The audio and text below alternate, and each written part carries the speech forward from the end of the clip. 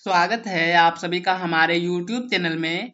आज हम जैक द्वारा जारी किए गए क्लास 10 के सेकेंड टर्मिनल एग्जाम के सोशल साइंस सब्जेक्ट का मॉडल क्वेश्चन पेपर के सेट 1 को सॉल्व करेंगे।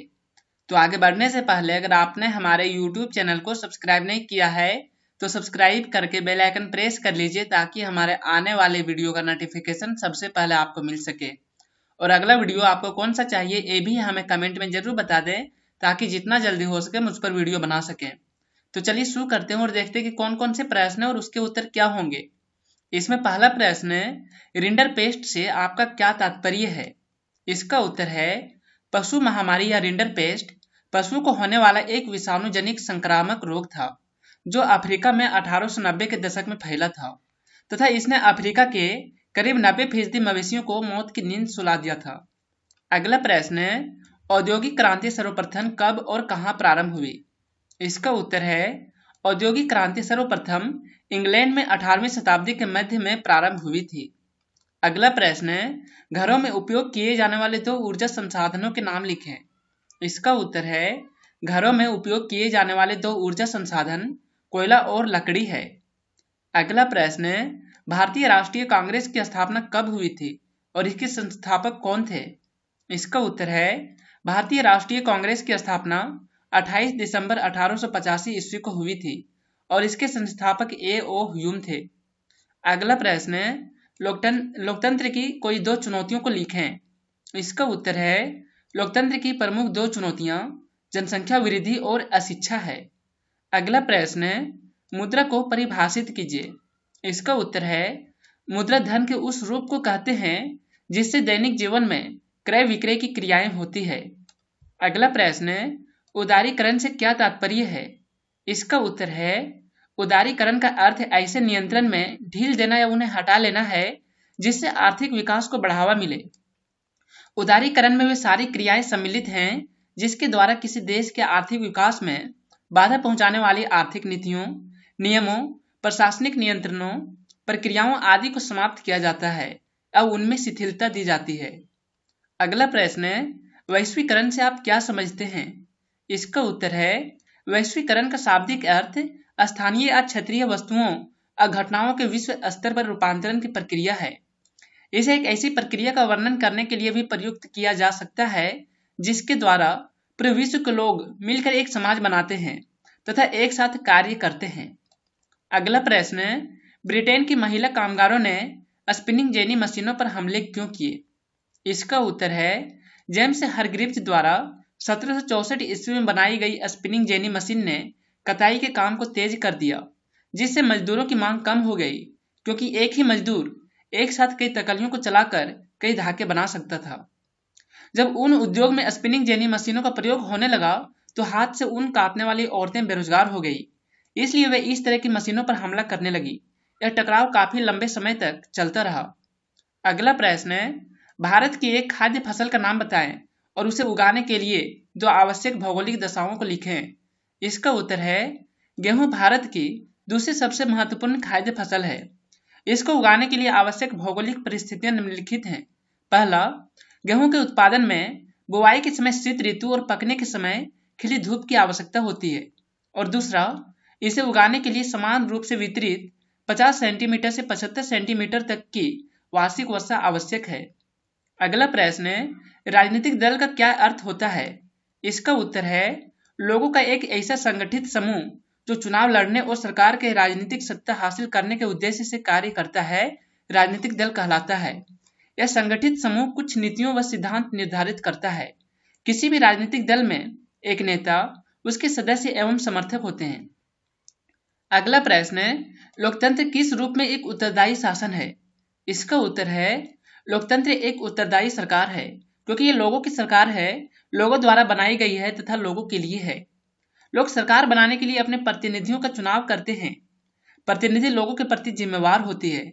लोगों को अधिकार है कि यदि वे प्रतिनिधियों के कामकाज से संतुष्ट नहीं हैं तो अपने प्रतिनिधि बदल सकते हैं। अगला प्रश्न है, अतिरिक्त मुद्रा वाले लोगों और जरूरतमंद लोगों के बीच बैंक किस तरह मध्यस्थता करता है। इसका उत्तर है अतिरिक्त मुद्रा वाले लोग अपना अतिरिक्त धन बैंकों में जमा करवा देते हैं जहां से उन्हें ब्याज मिलता है और धन भी सुरक्षित रहता है।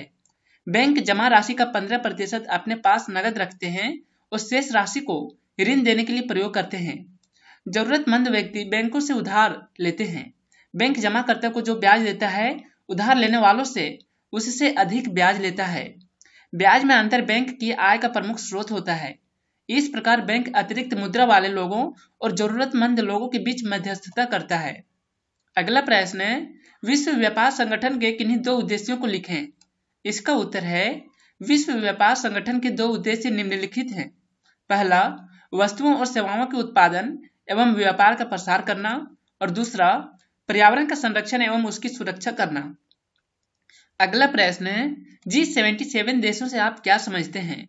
इसका उत्तर है, वे विकासशील देश जो द्वितीय विश्व युद्ध के बाद स्वतंत्र हुए थे, किंतु 50 व 60 के दशक में पश्चिमी अर्थव्यवस्थाओं की तेज प्रगति से उन्हें कोई लाभ नहीं हुआ।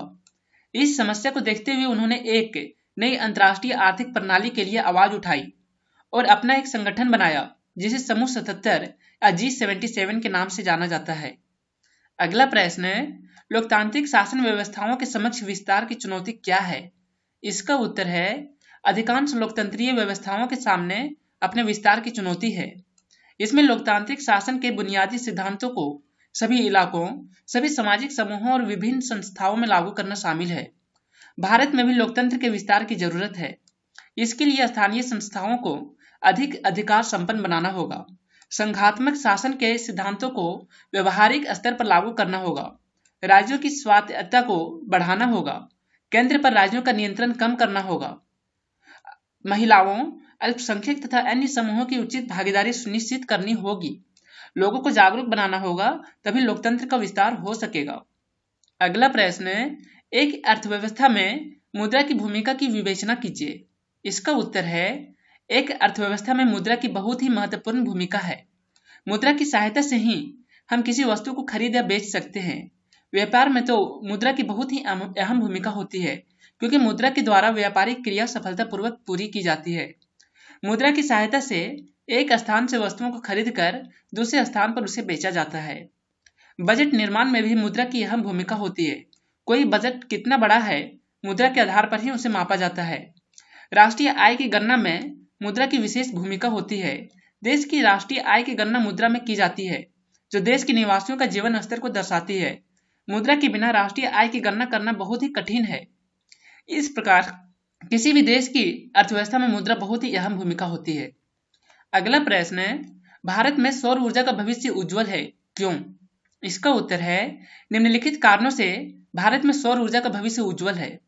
पहला, भारत एक उष्णकटिबंधीय गर्म देश है, अतः यहाँ सौर ऊर्जा की उत्पादन क्षमता की अधिक संभावना है। दूसरा, भारत में फोटोवोल्टाइक तकनीक उपलब्ध है, जिसके द्वारा सौर ऊर्जा को सीधे विद्युत ऊर्जा में परिवर्तित किया जा सकता है। तीसरा, कोयला, पेट्रोलियम और प्राकृतिक गैस जैसे ऊर्जा के स्रोत एक बार उपयोग करने के बाद दोबारा उपयोग में नहीं लाया जा सकता, लेकिन सौर ऊर्जा का उपयोग बार बार किया जा सकता है। चौथा, सौर ऊर्जा का उपयोग करने में कोई चल ऊर्जा नहीं होता, अतः इनका रखरखाव सस्ता है। और पांचवा, सौर ऊर्जा का उपयोग करके हम बहुत सारी विदेशी मुद्रा बचा सकते हैं, जो हमें तेल और प्राकृतिक गैस के आयात करने में दूसरे देशों को देनी पड़ती है। अगला प्रश्न है, मानचित्र के आधार पर चावल मुख्य और गौण उत्पादक राज्यों के नाम लिखें। इसका उत्तर है, मुख्य चावल उत्पादक राज्य हैं पश्चिम बंगाल, उत्तर प्रदेश, बिहार, छत्तीसगढ़, असम, उड़ीसा, आंध्र प्रदेश, तमिलनाडु इत्यादि। जबकि चावल के गौण उत्पादक राज्य हैं पंजाब, हरियाणा, मध्य प्रदेश, तेलंगाना, कर्नाटक इत्यादि। आपको वीडियो कैसा लगा है हमें कमेंट में जरूर बताएं, और अगर वीडियो अच्छा लगे तो इसे लाइक कीजिए, दोस्तों के साथ शेयर कीजिए, और अगर आपने हमारे YouTube चैनल को सब्सक्राइब नहीं किया है तो सब्सक्राइब करके बेल आइकन प्रेस कर लीजिए, ताकि हमारे आने वाले वीडियो का नोटिफिकेशन सबसे पहले आपको मिल सके।